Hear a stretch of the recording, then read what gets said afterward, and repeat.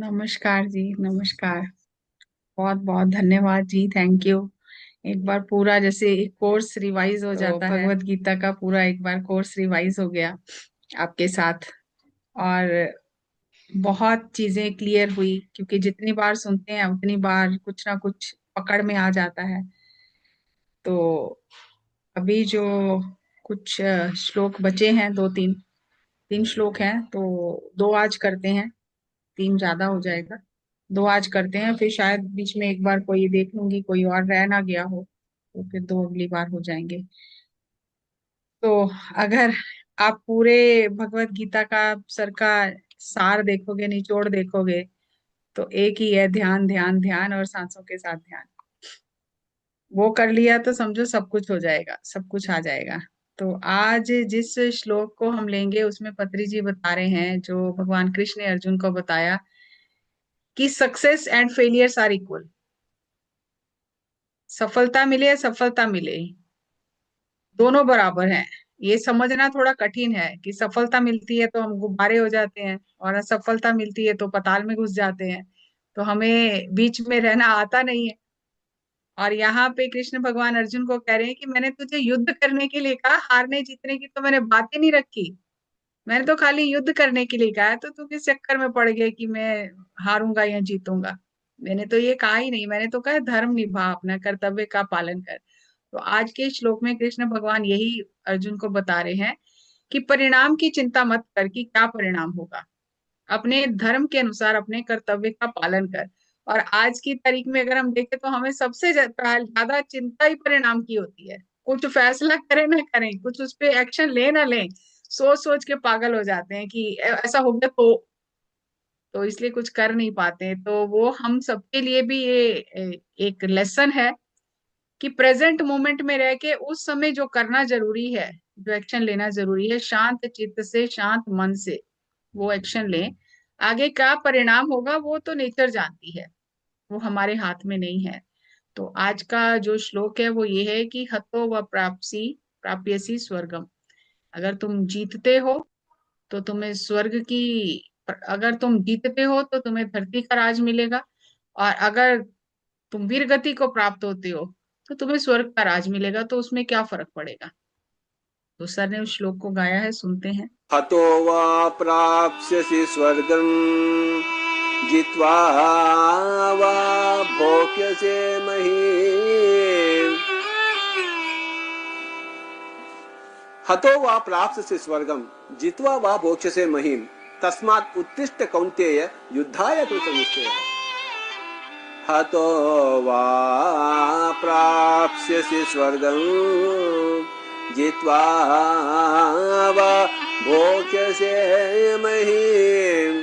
तस्मादुत्तिष्ठ कौन्तेय युद्धाय कृतनिश्चयः। युद्धाय कृतनिश्चयः।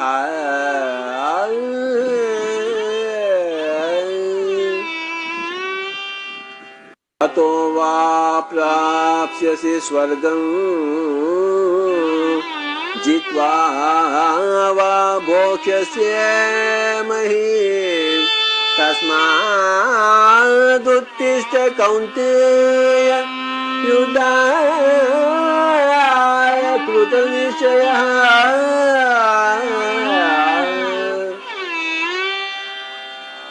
युद्धाय कृतनिश्चयः।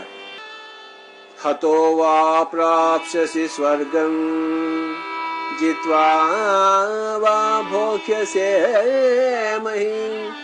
तस्मादुत्तिष्ठ कौन्तेय युद्धाय कृतनिश्चयः। युद्धाय युद्धाय युद्धाय युद्धाय युद्धाय कृतनिश्चयः।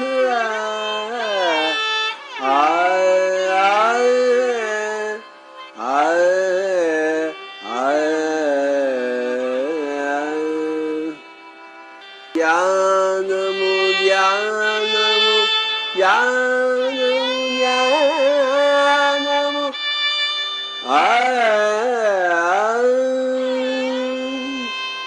त्रैगुण्यविषया वेदा निस्त्रैगुण्यो भवार्जुन निर्द्वन्द्वो नित्यसत्त्वस्थो निर्योगक्षेम आत्मवान् आत्मवान्।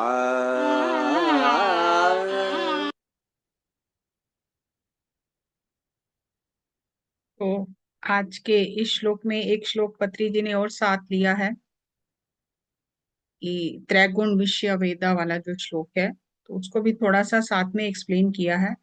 सो अभी हम इसका व्याख्यान सुनते हैं। हतो वा प्राप्स्यसि स्वर्गम जित्वा वा भोक्ष्यसि महीम तस्मात् उत्तिष्ठ कौन्तेय युद्धाय कृत निश्चय। हतो वा प्राप्स्यसि स्वर्गम, अगर तुम मारे जाते हो तो तुम्हें स्वर्ग की प्राप्ति होगी। जित्वा वा भोक्ष्यसि महीम, और अगर तुम जीवित रहते हो, जीत जाते हो, तो तुम्हें इस धरती का राज मिलेगा। तस्मात् उत्तिष्ठ कौन्तेय, इसलिए हे अर्जुन उठो। युद्धाय कृत निश्चय, युद्ध का दृढ़ निश्चय करो। मारोगे तो मरोगे तो स्वर्ग मिलेगा, जीवित रहोगे तो धरती का राज मिलेगा। तुम अपने गुण के अनुसार अपने क्षत्रिय धर्म का पालन करो और युद्ध का दृढ़ निश्चय करो। विजय मिलेगी तो धरती का राज भोगोगे, अगर मर गए तो स्वर्ग का राज भोगोगे। मृत्यु तो शरीर की है, आत्मा की तो कोई मृत्यु है ही नहीं। इसलिए युद्धाय कृत निश्चय, परिस्थिति को देखकर चित्त को डोलायमान नहीं करना है, युद्ध करने का दृढ़ निश्चय करो। अपने गुण के अनुसार ही धर्म होता है। युद्ध में आकर मैं युद्ध नहीं करना चाहता हूं, इस द्वंद में ना रहो। युद्ध का दृढ़ निश्चय करो। ध्यान करना है तो दृढ़ निश्चय से ध्यान करो। युद्ध करना है तो दृढ़ निश्चय से युद्ध करो। संदेह में नहीं रहना। संसार में रहना है तो दृढ़ निश्चय से शादी करो, संसार में रहो। मैं संसार में शादी करके फंस गया हूं, फिर ऐसा नहीं सोचना। जो भी सोचना है, जो भी करना है, दृढ़ निश्चय के साथ आगे बढ़ो और द्वंद में नहीं रहना। दृढ़ निश्चय से कर्म करोगे तो विजय मिलेगी या स्वर्ग मिलेगा। सोच विचार को रोक कर काम करो। फल मिला या नहीं मिला इसकी चिंता छोड़ दो। युद्ध करते रहो और युद्ध करते करते आगे बढ़ो। तुम अपनी शक्ति का प्रदर्शन करो। अगर तुम मारे जाते हो सो व्हाट, या तो तुम उनके हाथ से मरोगे या वो तुम्हारे हाथ से मरेंगे। युद्ध क्षेत्र में आकर ऐसा क्यों सोच रहे हो कि मैं युद्ध नहीं करूंगा। सोच को छोड़कर कर्म करो। योग स्थिति में रहकर कर्म करो। वेद व्यास जी ने यहाँ योग स्थिति को बताया है कि योग स्थिति में रहकर कर्म करो। योग स्थिति प्राइमरी कर्म है, योग स्थिति प्राइमरी है और कर्म सेकेंडरी है। योग स्थिति बेसिक है, पहले ध्यान करो और फिर अपना काम करो। अब जो शरीर मिला है उसी से काम करो। मैं स्त्री हूं, मैं पुरुष नहीं हूं, मैं पुरुष हूं, मैं स्त्री नहीं हूं, इस तरह के द्वंद में ना रहो। इस शरीर में, इस लोक में, इस जन्म में ध्यान करके योग स्थिति में रहकर अपने कर्म करो।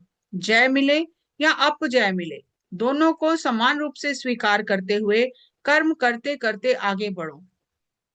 ध्यान योग स्थिति में रहकर कर्म करो। योग स्थिति में कैसे रहेंगे? योग स्थिति में रहने के लिए श्वासों के साथ एक होकर ध्यान करो। हाथों को क्रॉस करो, पैरों को क्रॉस करो, यही ध्यान की विधि है। वेदों में 3 गुणों को बताया गया है। हे अर्जुन, तुम गुणातीत हो जाओ, निर्गुण हो जाओ, जिज्ञासु से ज्ञानी हो जाओ, नर से नारायण हो जाओ, निर्द्वंद हो जाओ, योग से योगेश्वर हो जाओ, तुम जीरो हो जाओ। सरगुण से भी परे तुम निर्गुण हो जाओ, निर्द्वंद हो जाओ, सुख दुख से परे हो जाओ, जन्म मरण से परे हो जाओ, जय अपजय से परे हो जाओ, मान अपमान से परे हो जाओ, कर्म योग से भी परे हो जाओ, शीत उष्ण से अतीत हो जाओ, निर्द्वंद होकर नित्य सत्य में स्थित हो जाओ, निर्योग क्षेम से परे आत्मवान हो जाओ। निर्योग क्षेम यानी योग क्षेम की चाहत ना होना। भगवत गीता में 2 जगह योग क्षेम शब्द आया है। एक जगह कृष्ण भगवान ने कहा है कि तुम ध्यान करो, तुम्हारा योग क्षेम मैं देख लूंगा, तुम्हारी सांसारिक और आध्यात्मिक प्रगति मैं देख लूंगा। और यहाँ कह रहे हैं कि योग क्षेम की तुम चाह छोड़ दो, आत्मवान आत्मज्ञानी बनो, यानी छोटी क्लास से बड़ी क्लास में जाओ। चार तरह के लोग होते हैं, आर्थो अर्थार्थी, जिज्ञासु, ज्ञानी। तुम ज्ञानी से भी ऊपर आत्मज्ञानी बनो। पहले तुम ध्यान करो, योग क्षेम का ध्यान मैं रखूंगा। पहले श्री कृष्ण भगवान ने एक श्लोक में ऐसा कहा, लेकिन यहाँ कह रहे हैं कि तुम अब योग क्षेम की चाहत भी छोड़ दो। तुम निर्गुण स्थिति को प्राप्त हो जाओ, द्वंद अतीत हो जाओ, नित्य सत्य में स्थित हो जाओ, और योग स्थिति में रहकर अपने कर्म करो और फल की इच्छा छोड़ दो। ये था इस श्लोक का व्याख्यान कि जय मिले अपजय मिले, मान अपमान जो भी मिले, ये जितना पढ़ने में सुनने में आसान है, उतना प्रैक्टिकल करने में मुश्किल है। लेकिन ऐसा नहीं है कि हो नहीं सकता, हो सकता है। उसके लिए निरंतर ध्यान साधना, मेहनत करनी पड़ती है, सज्जन पुरुषों की संगत करनी पड़ती है। तो धीरे धीरे ये चीजें समझ में आने लगती हैं। पहले तो ये समझ आए कि करना क्या है, फिर उसको कैसे करना है, तो वो भी सर ने बता दिया कि सांसों के साथ रहो। और जैसे जैसे अभ्यास करेंगे तो अपने आप धीरे धीरे सहजता से ये चीजें होने लगेंगी। अर्जुन ने भी कितने संदेह पूछे, 18 दिन तक कितने सवाल किए, लेकिन कृष्ण भगवान हर सवाल का जवाब देते रहे। अब अगर अर्जुन को संदेह नहीं होता, मोह नहीं होता, तो ये भगवत गीता नहीं आती। लोग कहते हैं कि मोह मोह को छोड़ो, काम को छोड़ो, क्रोध को छोड़ो, लोभ को छोड़ो, छूटता कुछ नहीं है। लेकिन ये ब्लेसिंग इन डिस्गाइज इसे समझना चाहिए कि जब कोई चीज उभर कर ऊपर आती है और जब गुरुजनों से उसके बारे में प्रश्न पूछा जाता है, बात की जाती है, तो बहुत सारा ज्ञान उभर कर बाहर आता है। अगर प्रश्न ही नहीं पूछेंगे तो ज्ञान कैसे आएगा? और उस समय का जो ज्ञान है, जो गीता का उच्चारण हुआ है, अर्जुन के मोह की वजह से, अर्जुन के द्वंद की वजह से, आज आज भी वो उतना ही स्टीक है हमारे जीवन में, अगर हम उसे ध्यान से समझें सुने तो। कि प्रेजेंट मोमेंट में रह के जो करना है, शांत मन से स्थिर चित्त से ध्यान करके फिर फैसला करें, फिर उस पे अमल करें। फिर जो उसका परिणाम होगा वो बाद में देखा जाएगा। परिणाम को अगर सोचते रहेंगे तो कभी कोई फैसला ही नहीं कर पाएंगे। इसका एक स्नैपशॉट देख लेते हैं।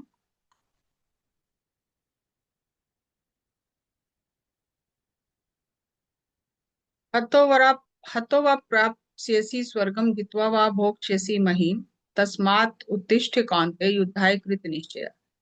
जो भी करना है दृढ़ निश्चय से करके आगे बढ़ो, द्वंद में नहीं रहना। तो लग रहा है ठीक नहीं है ये।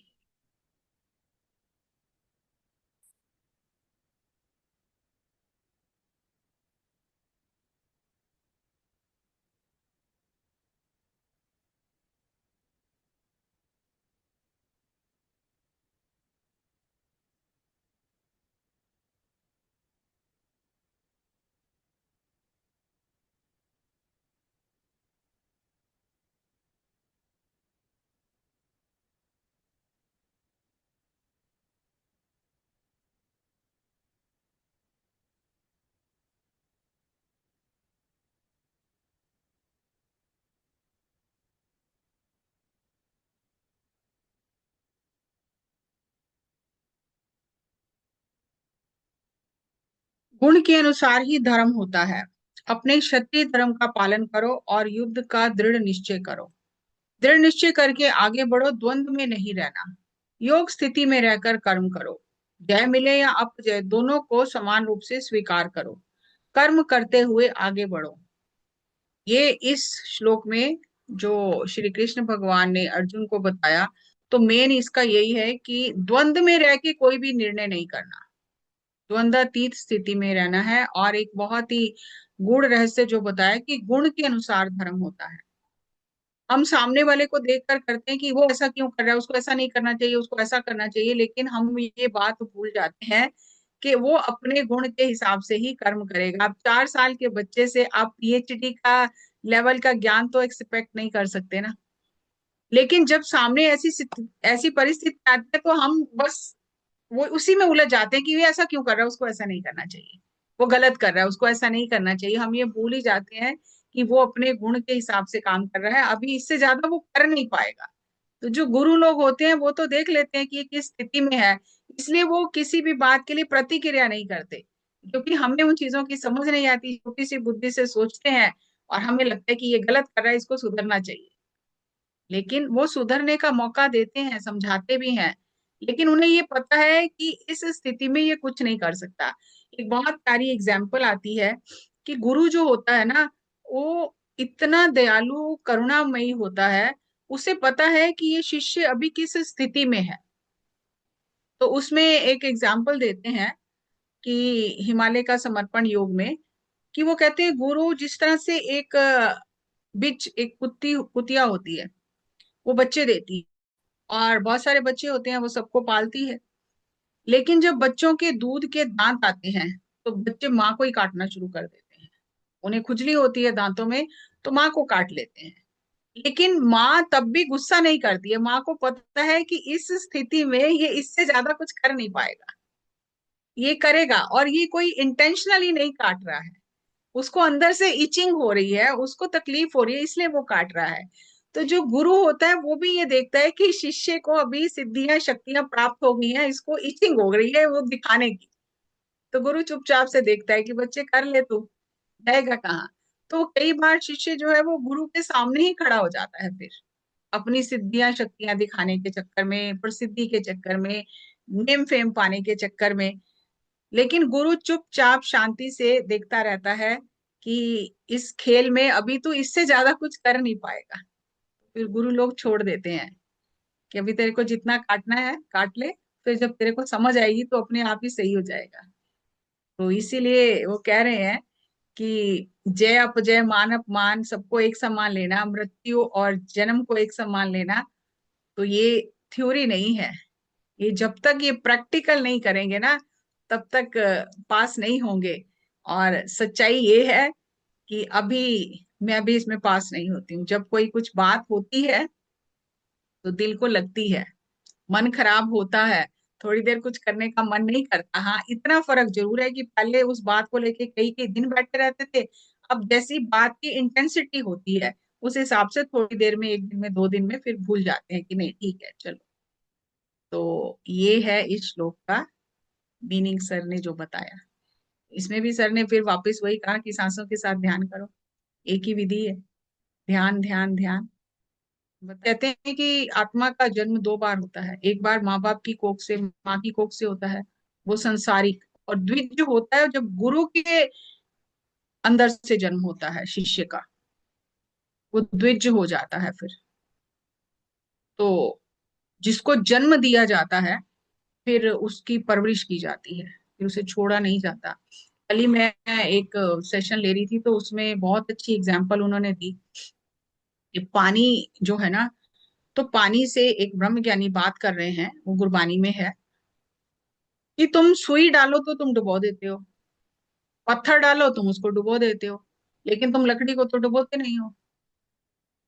तो पानी ने कहा कि क्योंकि मैंने एक एक बूंद से इसको सींचा है, तो जिसको मैंने पाला है, जिसको मैंने अपना ऊर्जा दी है, जिसको मैंने सींचा है, उसे कैसे डुबा सकता हूँ।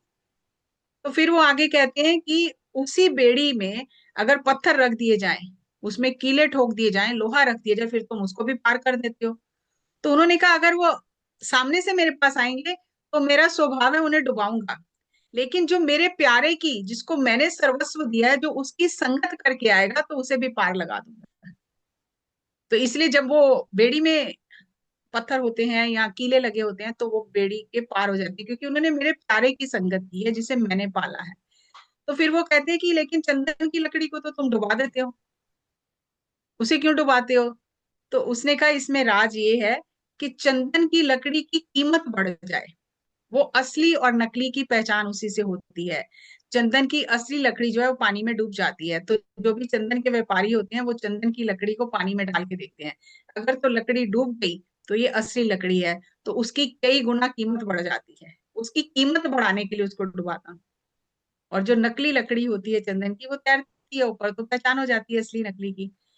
तो फिर उसमें वो आगे कहते हैं कि इसी तरह से जिस गुरु ने एक एक मेहनत करके, ऊर्जा दे के, अपना सब कुछ दे के शिष्य को सींचा है, तो फिर उससे डुबाना, गुरु नहीं डुबाता है, लेकिन शिष्य का कर्तव्य है कि वो गुरु के बताए हुए मार्ग पर रहे, भटके ना।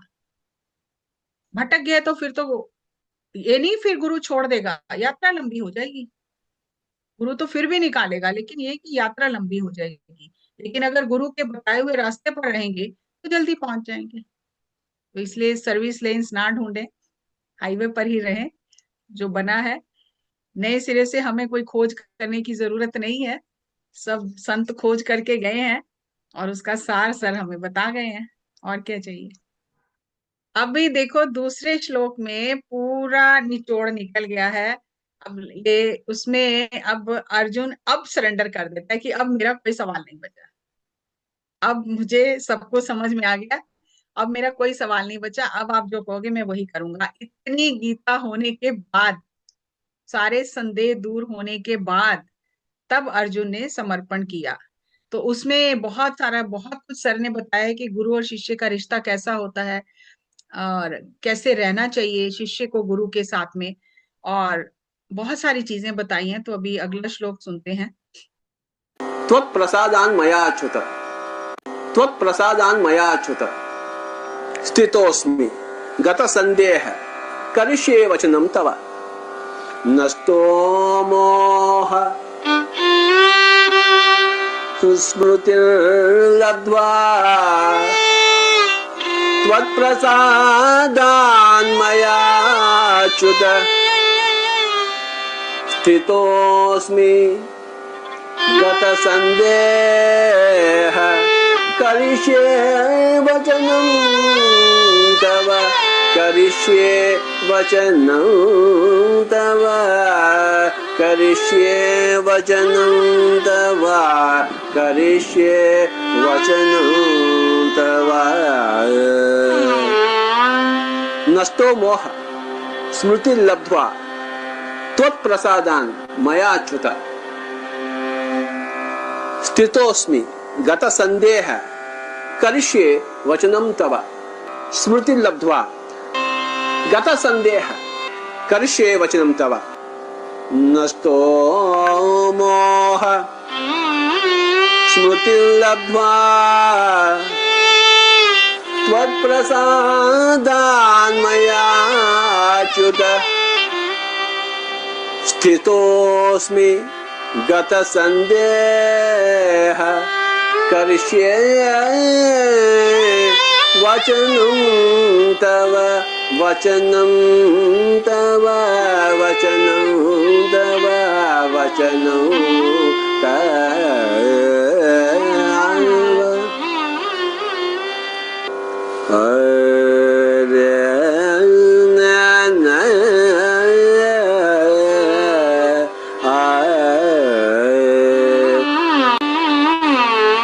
त्रैगुण्य विषया वेदा निस्त्रैगुण्यो भवार्जुन, निर्द्वन्द्वो नित्यसत्त्वस्थो निर्योगक्षेम आत्मवान्,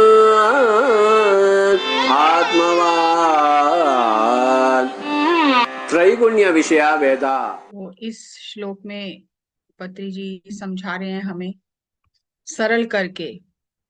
नष्टो मोहा स्मृति लब्ध्वा त्वप्रसादान् मया अच्युता, स्थितोऽस्मि गत संदेहा करिष्ये वचनं त्वः। नष्टो मोहा, अर्जुन कह रहा है कि मेरा मोह नष्ट हो गया है। स्मृति लब्ध्वा, मुझे सब कुछ याद आ गया है।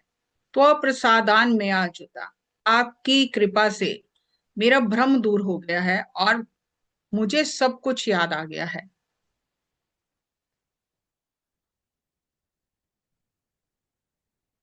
स्थितो अस्मि, अब मैं अपने स्व में स्थित हो गया हूं। गत संदेहा, मेरे संदेह दूर हो गए हैं। करिष्ये वचनम त्वा, आपके वचनों के कारण मेरे संदेह दूर हो गए और मैं स्वयं में स्थित हो गया हूँ। भगवत गीता सुनने के बाद अर्जुन कहता है अब मेरा मोह नष्ट हो गया है, मुझे स्मृति हो गई है, आपके प्रसाद से मेरा संदेह दूर हो गया है, मन स्थिर हो गया है, जो आप कहोगे अब मैं वही करूंगा। हे कृष्ण, मेरा मोह भंग हो गया है। मेरा कोई माता पिता गुरु भाई नहीं है। अब मेरा मन शांत है।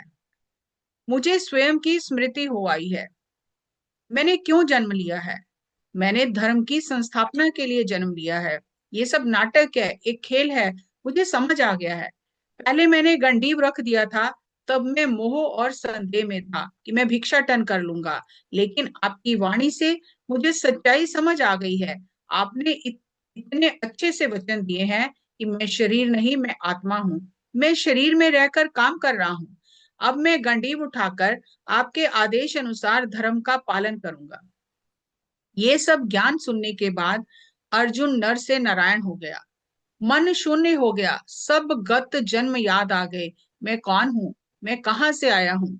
शून्य होने से अनेक जन्म परंपरा समझ में आ जाती है। मुझे सब स्मृति हो आई है, इसलिए मेरा मोह भंग हो गया है। मोह कम हो गया है। नष्टो मोहा स्मृति लब्ध्वा तो प्रसादान में अच्युता स्थितो अस्मि। आपकी कृपा से अब मैं स्वयं में स्थित हो गया हूँ।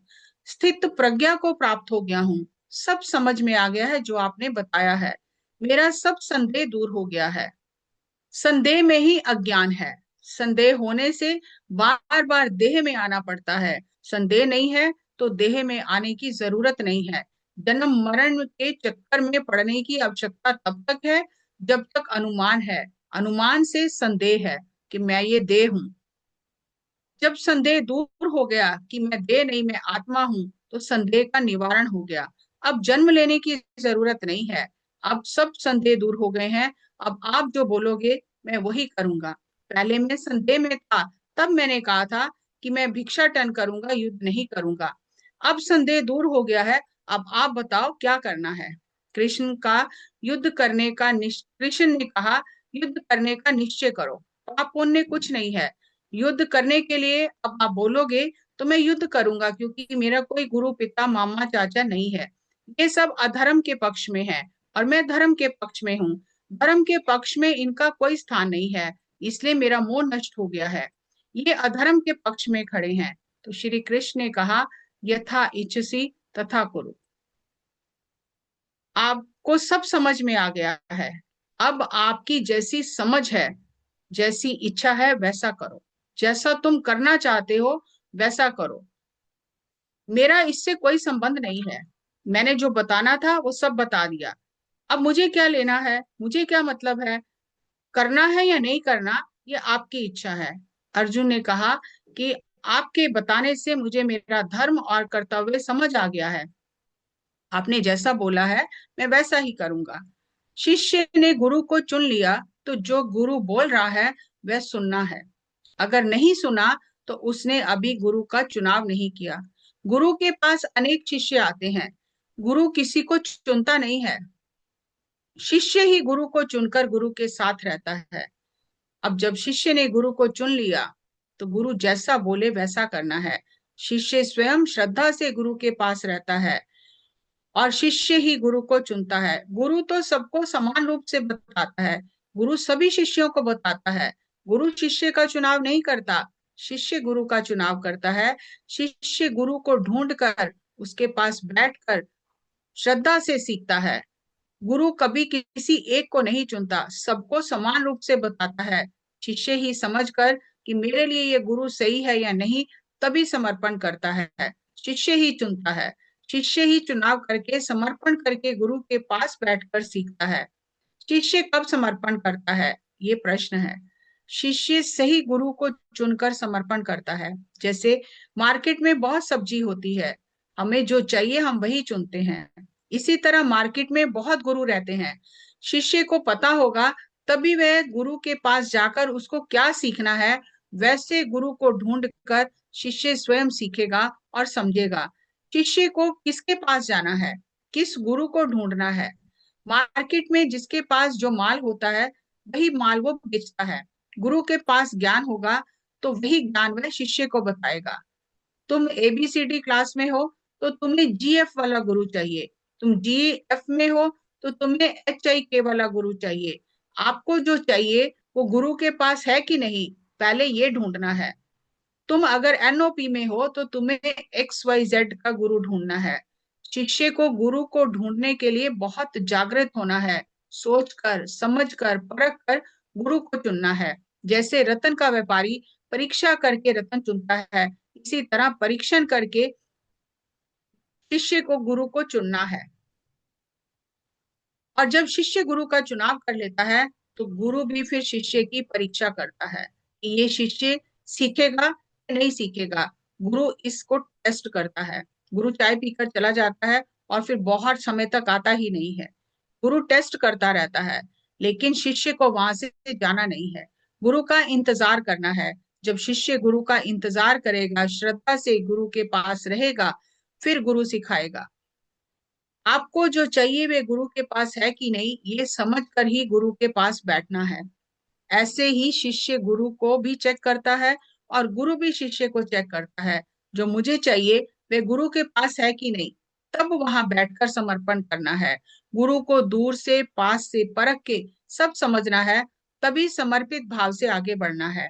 अर्जुन ने कृष्ण से अनेक प्रश्न किए, कितने संदेह पूछे। कृष्ण ने तुरंत सब कुछ समझा दिया। अर्जुन ने सही गुरु को चुना है। कौरवों ने सही गुरु को नहीं चुना। उन्होंने शकुनी को यानी शत्रु को गुरु बनाया। अर्जुन ने कृष्ण को गुरु बनाया, कौरवों ने शकुनी को गुरु बनाया। कौरव शकुनी को गुरु समझ रहे हैं, लेकिन वह उनके विनाश का कारण बनकर सर्वनाश कर रहा है। कौरवों ने सही गुरु का चुनाव नहीं किया। शिष्य को ही सही गुरु का चुनाव करना है। गुरु के पास चुनाव किसे करना है, क्या करना है, कैसे चुनाव करना है, गुरु के पास क्या है क्या नहीं है, मुझे क्या चाहिए। शकुनी के पास जितनी बुद्धि है उतना ही उसने कौरवों को समझाया। हमारे अंदर अगर तड़प है तो हम पास से दूर से जाकर सब कुछ समझकर तब गुरु को चुनकर समर्पित भाव से वहां रहकर गुरु से समझेंगे। शकुनी तो उनके सर्वनाश का इंतजार कर रहा था, इसलिए उसने जाकर जो करना था वो करके दिखाया। शकुनी को सब पता है। कौरवों के लिए शकुनी ही गुरु है, पांडवों के लिए श्री कृष्ण जैसा गुरु है। कौरवों के लिए शकुनी गुरु है, पांडवों के लिए कृष्ण जैसा गुरु मिलेगा। अर्थात बुद्धि सही नहीं होने से सही गुरु भी नहीं मिलेगा। पहले ध्यान करो, ध्यान करके अपनी बुद्धि सही करो, तभी सही गुरु का चुनाव होगा। ध्यान जिसके पास है वही सही गुरु का चुनाव करके आगे बढ़ेगा। अपने श्वास गुरु को पकड़ना है। श्वास ही गुरु है। अपनी सांसों के साथ रहो, इसके बाद ही सब समझ में आएगा। मेरे गुरु का नाम क्या है? मेरे गुरु का नाम श्वास है। अपने गुरु के पास बैठो, अपने गुरु के चरणों में बैठ जाओ। ये गुरु आनापाना सती है, उच्छ्वास निश्वास, यानी आती जाती सांस के साथ मिलकर रहना। अपने गुरु से मिलकर रहो, आपका गुरु वही है। पहले सांसों के साथ रहो, तब समझ में आएगा, तब योगी बनोगे। योगी यानी योग, मिलकर रहना। शरीर और आत्मा के मध्य में श्वास सेतु है। श्वास के साथ ही आत्मा शरीर में प्रवेश करती है और श्वास के साथ आत्मा शरीर को छोड़ देती है। जब तक ये श्वास सेतु है तब तक शरीर काम करेगा। शरीर और आत्मा के मध्य में श्वास है। हमें शरीर का ज्ञान है, लेकिन आत्मा का ज्ञान नहीं है। आत्मा का ज्ञान चाहिए तो सांसों के साथ मिलकर रहना है। शरीर श्वासों के साथ हंस यान के साथ ही स्फूर्तिवान है। हंस यान यानी श्वास। श्वास के साथ रहने से आत्मज्ञान मिलेगा, इसलिए हमें श्वास गुरु के पास बैठना है। किसी व्यक्ति के पास नहीं जाना। वह व्यक्ति कैसा आदमी है हमें ये पता ही नहीं है। श्वास व्यक्ति नहीं, श्वास शक्ति है। सांसों के साथ रहने से सही रास्ता मिलेगा। जिस प्रकार संगीत में श्रुति होती है, श्रुति के बिना संगीत नहीं होता। श्रुति के पास पहुंचने से ही संगीत आएगा। अभी मैंने गाया है, क्या किया है, श्रुति को पकड़ा है, इसलिए संगीत निकल आया है। श्रुति के साथ लय होने से संगीत आ जाता है। जब किसी के जब किसी के साथ बात करते हो तो उसके बाद तुरंत अपनी सांसों के साथ रहना है। ज्यादा से ज्यादा सांसों के साथ रहना है। श्रुति के साथ एक होना संगीत है और सांसों के साथ एक होना ध्यान है। ये इस श्लोक का व्याख्यान पत्री जी ने सरल भाषा में हमें समझाया। कि संदेह होने से बार बार शरीर में आना पड़ता है, और शिष्य गुरु का चुनाव करता है कि मुझे जो चाहिए वो गुरु के पास है कि नहीं है। और एक बार चुनाव कर लिया तो फिर समर्पित भाव से वहां रहना है। फिर गुरु परीक्षा लेता है कि ये शिष्य सीखने के लायक है कि नहीं। तो ये टू वे ट्रैफिक है, वन वे नहीं है। और जितने भी गुरु के पास शिष्य जाते हैं, गुरु तो सबको समान रूप से ज्ञान देता है। एक बार द्रोणाचार्य जी को दुर्योधन ने कहा कि आप पार्शियलिटी करते हो, पक्षपात करते हो, अर्जुन को ज्यादा सिखाते हो, उसे आपने दिव्य अस्त्रों का भी ज्ञान दिया है, और आप भेदभाव करते हो, हमें नहीं सिखाते हो। तो उन्होंने कहा मैं गुरु हूँ, मैं भेदभाव नहीं कर सकता, मैं सबको समान रूप से सिखाता हूँ। लेकिन तुम सीख कर चले जाते हो, चैप्टर क्लोज कर दिया। लेकिन यहां से जाने के बाद अर्जुन फिर उससे खोलकर उस पर प्रैक्टिस करता है, वो जी जान लगा देता है उसे सीखने में। तो वो अपने पात्रता के अनुसार सीख रहा है। मैं तो सबको समान सिखा रहा हूँ, लेकिन तुम्हारी पात्रता नहीं है, तुम्हारी पात्रता मैं नहीं बढ़ा सकता। तो जिसका पात्र जैसा है वो गुरु से उतना ज्ञान ले जाता है। तो अब हम खुद सोचें कि हम कहाँ खड़े हैं। फिर इस श्लोक में भी सर ने कहा कि सांसों के साथ रहो, मेरा गुरु मेरा श्वास है, आपका गुरु आपका श्वास है। कोई व्यक्ति किसी का गुरु नहीं हो सकता। शक्ति है श्वास, और शक्ति के साथ जुड़कर रहेंगे तो भटकेंगे नहीं। और जब अपने भीतर की शक्ति के साथ जुड़कर रहेंगे तो फिर बाहर सही चुनाव कर पाएंगे। जो मुझे समझ आया मैंने समझा दिया, बता दिया। एक बार स्नैपशॉट देख लेते हैं फिर। अभी अर्जुन कह रहे हैं कि नष्टो मोहा, मेरा संदेह दूर हो गया है, मन स्थिर हो गया है, मोह नष्ट हो गया है। मैंने जन्म क्यों लिया है? मैंने धर्म संस्थापना के लिए जन्म लिया है। यहाँ पर अभी लाइफ पर्पस उसको समझ में आया अभी अपना अर्जुन को। और ये नाटक है, मुझे इसमें भाग लेना है, बस मुझे समझ में आ गया ये सब नाटक चल रहा है। संदेह में ही अज्ञान है, संदेह था तो अज्ञान था। और संदेह होने से बार बार देह में आना पड़ता है। अगर इसका हम संधि विच्छेद भी करें, संदेह, अगर संदेह संदेह है तो देह में आना पड़ेगा, संदेह नहीं है फिर देह में आने की जरूरत नहीं है। तो अर्जुन कह रहा है मुझे अपना धर्म और कर्तव्य समझ में आ गया है, आप जो कहोगे मैं वही करूंगा। तो यहाँ पर कृष्ण भगवान ने पूरी स्वतंत्रता दी, ये नहीं कहा कि मैंने जो समझाया उसी हिसाब से करो, कहा कि तुम्हारी जैसी इच्छा तुम करो, मैंने जो समझाना था बता दिया। ये बहुत गूढ़ रहस्य है कि कोई भी गुरु शिष्य को बांध के नहीं रखता कि मैंने इतनी मेहनत की, मैंने इतना समय लगाया, इतनी ऊर्जा लगाई, तो जैसा मैंने कहा तुम वैसा ही करो। गुरु हमेशा स्वतंत्रता देता है, और यही बात आचार्य जी ने पिछली बार मुझे कही कि पत्री सर ने इतनी स्वतंत्रता दी है, इतनी स्वतंत्रता दी है कि किसी को जो करना उन्होंने कहा ठीक है करो। बहुत स्वतंत्रता दी उन्होंने करने की, लेकिन उस स्वतंत्रता का गलत इस्तेमाल नहीं करना, ये समझ होनी चाहिए। तो शिष्य ने जब गुरु को चुन लिया तो जो गुरु कह रहा है फिर वो सुनना है, फिर अपना दिमाग नहीं लगाना उसमें। अगर नहीं सुन रहा शिष्य तो इसका मतलब अंदर से उसने अभी गुरु को नहीं चुना, गुरु नहीं माना अंदर से। अभी वो शिष्य अपनी ही बात सुन रहा है, अपने कोई गुरु मान रहा है। और श्रद्धा से जब शिष्य गुरु के पास रहता है तो फिर तभी गुरु उसकी पात्रता देखकर तब उसे ज्ञान देता है। ऐसे तो बहुत लोग आते हैं गुरु के पास, लेकिन सबको ज्ञान नहीं मिलता। जब शिष्य एक बार चुनाव कर लेता है तो फिर गुरु शिष्य को चुनता है कि ये शिष्य पात्र है कि नहीं, ये सीखेगा कि नहीं सीखेगा। और जब शिष्य को पता चल जाता है, गुरु को जब ये पता चल जाता है कि इस शिष्य की पात्रता है, ये सीखने के लिए तैयार है, ये सीखेगा, तब गुरु उस पर मेहनत करता है। अगर वो सीखने के लिए तैयार नहीं है तो गुरु मेहनत ही नहीं करता। तो शिष्य को ढूंढ कर, जागरूक होकर गुरु को ढूंढना है कि जो मुझे चाहिए इस गुरु के पास है कि नहीं है। जिस तरह रतन का व्यापारी, हीरे का व्यापारी परीक्षा करके ही हीरे चुनता है, टोक के परख के। और एक बार चुन लिया तो फिर पीछे नहीं हटना है। गुरु हमारा टेस्ट करता है, हमें वहां से जाना नहीं है, इंतजार करना है। अगर हमारे अंदर श्रद्धा होगी, पात्रता होगी, तो गुरु अवश्य सिखाएगा। देर हो सकती है लेकिन सिखाएगा जरूर। बुद्धि सही नहीं है तो गुरु भी सही नहीं मिलेगा। इसलिए ध्यान करो, पहले बुद्धि सही होगी तब सही गुरु का चुनाव होगा। और उसके लिए सबसे आसान रास्ता है कि सबसे पहले अपने श्वास गुरु के पास बैठ जाओ, अपने गुरु के चरणों में बैठ जाओ।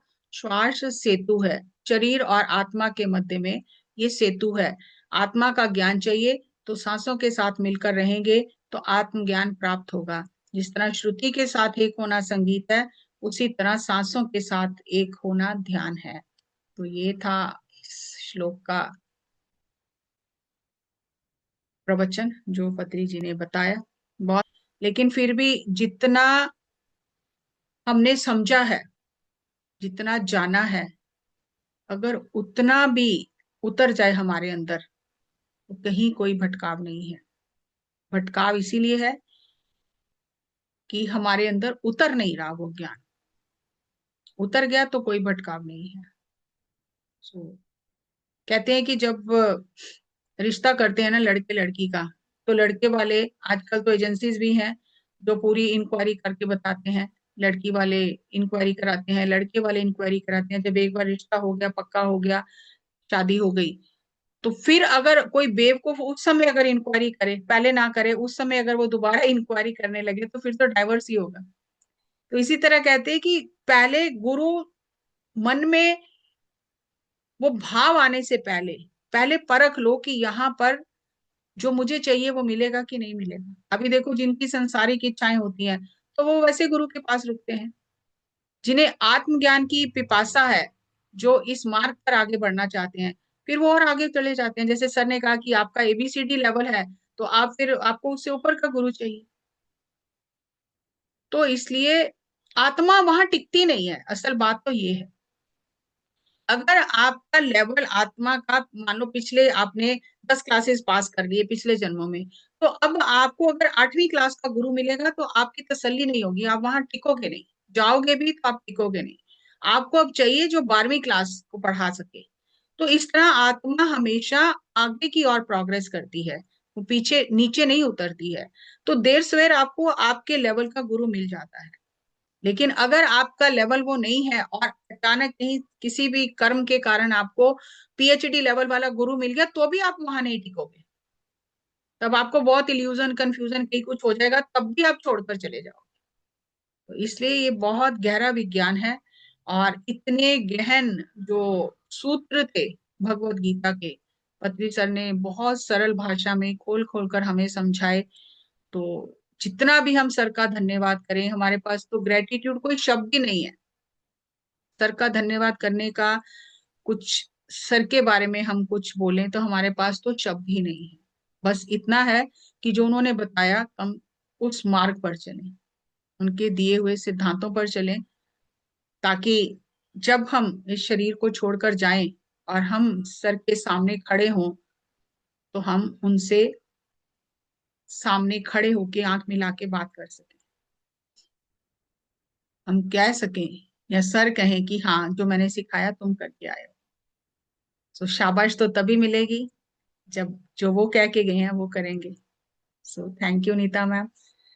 एक दो श्लोक बचे हैं, वो अगले एपिसोड में लेंगे हम।